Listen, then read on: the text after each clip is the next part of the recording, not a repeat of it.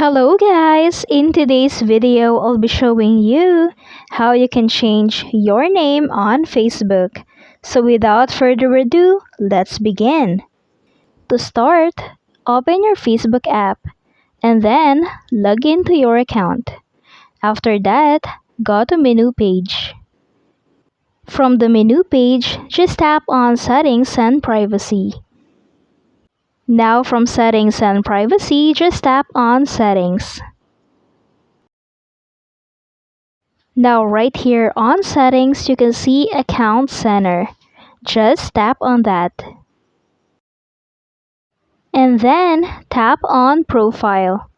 From here, you can see your name, your middle name, and then your surname. Just tap on name to change your name, middle name, and then your last name.